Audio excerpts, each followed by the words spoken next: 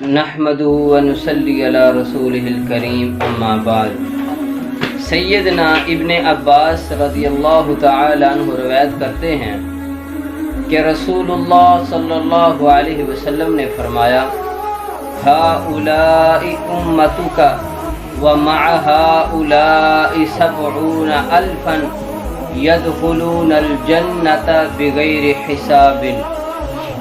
رسول اللہ صلی اللہ علیہ وسلم فرماتے ہیں کہ مجھ سے کہا گیا کہ یہ آپ کی امت ہے اور تمہاری امت میں سے 70,000 لوگ جو ہوں گے وہ بغیر حساب کے جنت میں داخل ہو جائیں گے۔ یہ حدیث صحابہ کرام رضی اللہ تعالی عنہم اجمعین نے سنی۔ صحابہ کرام رضی اللہ تعالی عنہم اجمعین اٹھ کر مختلف جگہوں پر چلے گئے۔ جب صحابہ کرام چلے گئے تو آپس میں باتیں کرنے لگے کہ یہ 70,000 لوگ کون ہو سکتے ہیں۔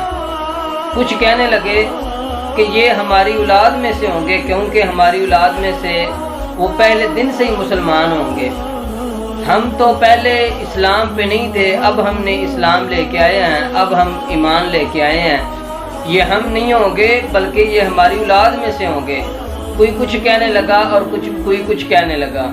جب یہ باتیں رسول اللہ صلی اللہ علیہ وسلم کو پہنچی تو آپ صلی اللہ علیہ وسلم نے فرمایا، ہم الذین لا یتطیرون ولا یکتبون ولا یسترقون وعلی ربہم یتوکلون۔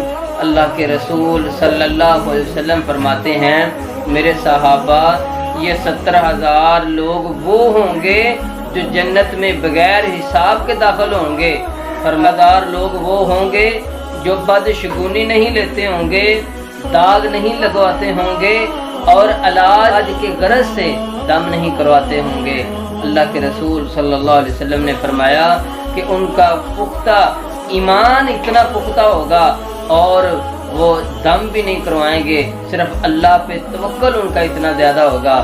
میرے محترم بھائیوں، اس حدیث سے یہ ثابت نہیں ہوتا کہ دم کروانا ہی نہیں چاہیے۔ رسول اللہ صلی اللہ علیہ وسلم کی احادیث سے یہ بات ہمیں ملتی ہے کہ اللہ کے رسول صلی اللہ علیہ وسلم دم کرتے بھی تھے اور کرواتے بھی تھے۔ اللہ کے رسول صلی اللہ علیہ وسلم دم خود بھی کرتے تھے اور اماں جی عائشہ رضی اللہ تعالی عنہا آپ صلی اللہ علیہ وسلم کو دم کیا کرتی تھی۔ میرے محترم بھائیوں، دم کرنا اور کروانا اس میں کوئی قباحت نہیں ہے۔ دم کرنا اور کروانا اس میں کوئی قباحت نہیں ہے۔ اس حدیث میں ان لوگوں کی فضیلت بیان ہو رہی ہے جو لوگ اللہ پہ توکل کرتے ہیں، اللہ پہ بھروسہ کرتے ہیں اور اللہ پہ اتنا یقین کرتے ہیں کہ وہ وہ علاج کی غرض سے، وہ علاج کروانے کی غرض سے دم بھی نہیں کرواتے۔ یہ ایسے پختہ ایمان والے لوگ ہوں گے تو اللہ تعالیٰ ان کو جنت میں بغیر حساب میں داخل کرے گا۔